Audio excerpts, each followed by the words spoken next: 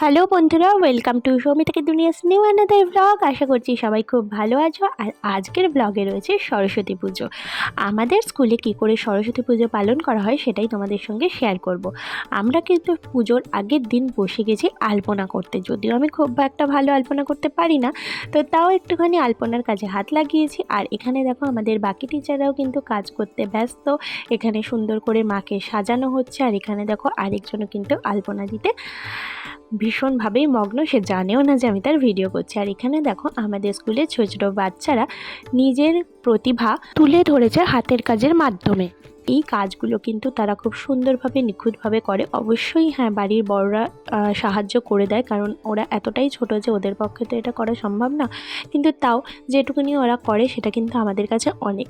তো হাতের কাজগুলো কেমন হয়েছে তোমরা প্লিজ একটু কমেন্ট করে জানিও, যাতে ছোটো ছোটো বাচ্চারা আরও উৎসাহ পায়। অবশ্যই কিন্তু আমি তোমাদের যে কমেন্টগুলো সেগুলো আমি ওদেরকে জানাবো, তাহলে ওরাও একটু উৎসাহিত হবে।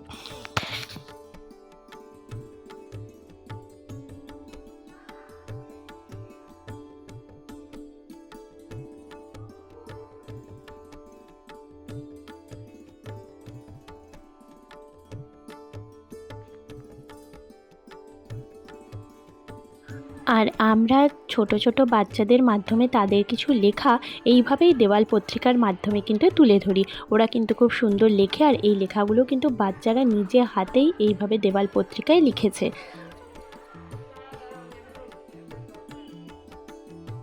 আমাদের স্কুলে রবিবার দিন পুজো হয়েছিল বলে আমার বর সকাল সকাল আমাকে স্টেশনে ছাড়তে এসেছে। ওর ছুটি ছিল, বাট আমার ছুটি ছিল না। আমি বাপের বাড়িতে এসে সুন্দর করে সাজুগুজু করে এখন যাচ্ছি স্কুলে, কারণ একটু পরেই পুজো শুরু হয়ে যাবে। আর অঞ্জলি আমি দেবই, প্রত্যেক বছর আমি অঞ্জলি দিই। এখানে এসে দেখলাম যে পুজো অলরেডি শুরু হয়ে গেছে, আর আমরা টিচাররা পুজোর অন্যান্য কাজে ব্যস্ত ছিলাম বলে আমি বেশি ভিডিও তোমাদের জন্য করতে পারিনি। আমার তোমাদের সাথে সব কিছু শেয়ার করতে খুবই ভালো লাগে, কিন্তু যেহেতু একটা স্কুলের মতো জায়গায় আমি যুক্ত রয়েছি, সেটা আমার কাজের জায়গা, তাই সেখানে আমার ডিউটিটা আগে আমি মনে করি, তারপরে আমার কাছে ভিডিও। তো সেই জন্য সমস্ত কিছু আমি হয়তো তোমাদের সামনে তুলে ধরতে পারলাম না, যেটুকুনি পারলাম তোমাদের সঙ্গে একটু শেয়ার করার চেষ্টা করলাম। তারপরে দেখো পুজো মিটে যাওয়ার পর আমাদের প্রসাদ বিতরণ হয়েছিল, তারপরে আমরা এখানে কিন্তু খেতে বসে গেছিলাম। আমাদের মেনুতে ছিল খিচুড়ি, বাঁধাকপির তরকারি, পোলাও, আলুর দম, ভেজিটেবিল চপ, চাটনি, পাঁপড়, মিষ্টি। অবশেষে মায়ের বিদায়বেলা চলে এলো। যদিও মা সরস্বতীর কখনো বিদায় হয় না, কিন্তু তাও যেহেতু একটা নিয়ম রক্ষার ব্যাপার আছে, তো সেই জন্য আমরা একে একে সবাই মাকে বরণ করে নিচ্ছিলাম। সরস্বতী পুজো প্রত্যেক স্কুলেরই সবথেকে বড় উৎসব বলে আমি মনে করি। উৎসব বলবো না, মানে এটা আমাদের কাছে একটা আবেগ।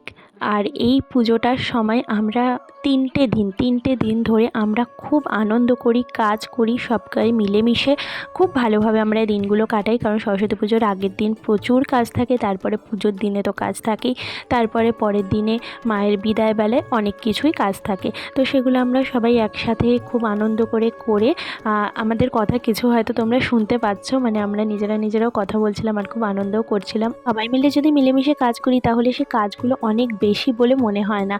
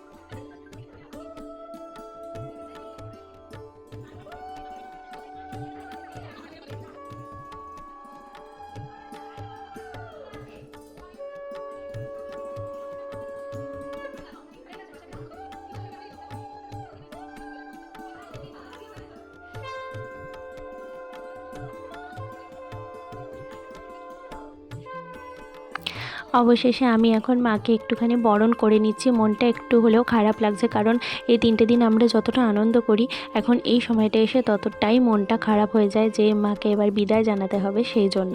তো যাই হোক, আমাদের এখন আবার গতানুগতিক জীবনে ফেরত যেতে হবে, কারণ স্কুলে আবার নতুন করে পঠন পাঠন শুরু করতে হবে। অনেকগুলো দিন পড়াশোনা একটুখানি হলেও বাচ্চাদের বন্ধ ছিল, এখন আবার সেগুলো শুরু তো করতেই হবে।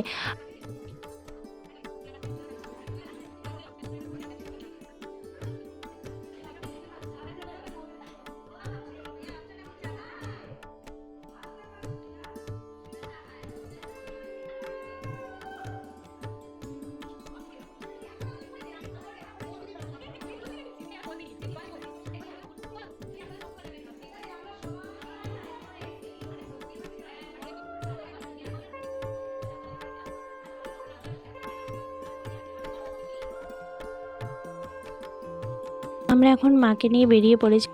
ভিডিওটা আমি এখানেই শেষ করলাম, কারণ যেহেতু ব্যস্ত ছিলাম বললাম কাজে, তো খুব একটা ভিডিও তোমাদের জন্য আমি করতে পারিনি, আগেও বলেছি। তো ভিডিওটা ভালো লেগে থাকলে প্লিজ একটা লাইক কমেন্টে শেয়ার করে দিও। যারা নতুন দেখছো প্লিজ চ্যানেলটা সাবস্ক্রাইব করে আমার পাশে থেকো।